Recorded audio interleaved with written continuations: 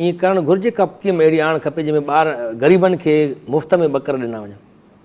गोश्त ॾियनि ॿकर त अञा महांगो आहे, गोश्त बि ॾियनि। ॾिसो न साल में हिकु दफ़ो ईद थी अचे, ईद थी अचे, जेकॾहिं उहे ग़रीब माण्हू उहे ग़रीब ख़ानदान जेके ॿकर नथा वठी सघनि, उन्हनि जो बि ज़ाहिर आहे हिकिड़ो जज़्बो आहे त क़ुर्बानी कयूं असां बि, अफोर्ड नथा करे सघनि त सिंध हुकूमत जो फ़र्ज़ु न आहे इहो त उन्हनि खे वठी ॾे ॿकर हिकिड़ो। अब ॿकर न वठी ॾे, भला गोश्त वॾा जानवर करे उन्हनि जो गोश्त कटे थेली थेली किलो किलो बि ग़रीबनि ताईं पुॼाइनि, इहो बि त वॾी ॻाल्हि आहे।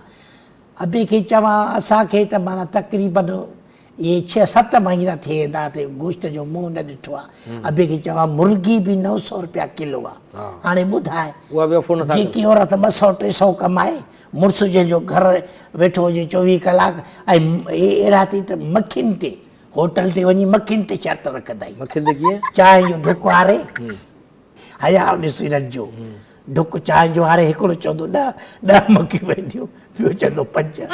इन ते शर्त रखंदा 10 रुपया। हा, 5 मखियूं वेठियूं त चांहि हो पीआरींदो, 10 वेठियूं त हो पीआरींदो। एॾा वांदा आहिनि ढुक चांहि जो हारे, मखियुनि ते शर्त। इहे हालत आहे, इहो मसइलो आहे। बसि आहे ग़रीबनि जो को हाल कोन ठही आहे।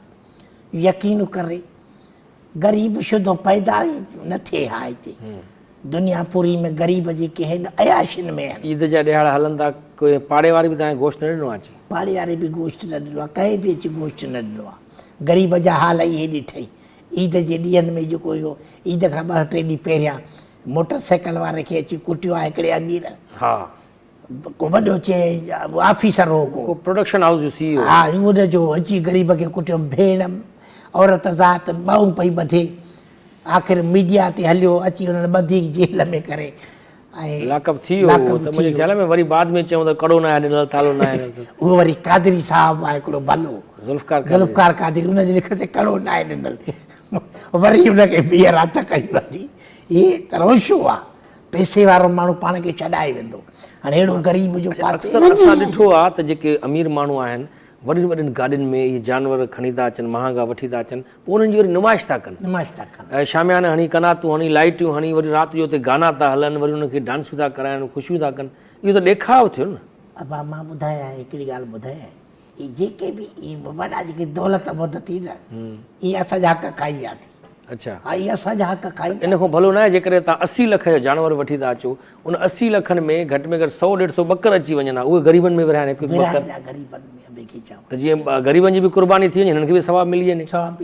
80 लख जा 1.5 करोड़ जा जानवर वठी था अचनि। हीअ अलाए छा चवे थो कुझु? अपने बच्चे जे लाइ अखियुनि जो ॾेखाव जे लाइ ये भी पिया ज़िद करंदे वॾी कम जी ॻाल्हि ॿुधाए छॾी।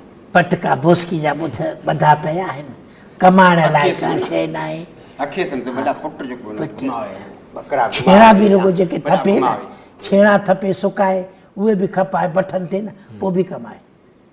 तव्हांजो मेकअप जो ख़र्च वग़ैरह पाण कढो? छाजो मेकअप बाबे खे चओ, हे तव्हां लिपस्टिक वग़ैरह लॻल आहे? बसि इहा हिकु मिलंदी आहे हेतिरी डॿी रंग जी, बसि उहा ईअं करे हथ सां हणंदी आहे। बाक़ी हे वालियूं आहिनि, अॿे खे चवां इहा चूड़ी भञी करे इहे वालियूं विझी ठाही अथव हथ जी? ठाही हथ जी, त ख़बर त पए त ज़ैफ़ा आहे।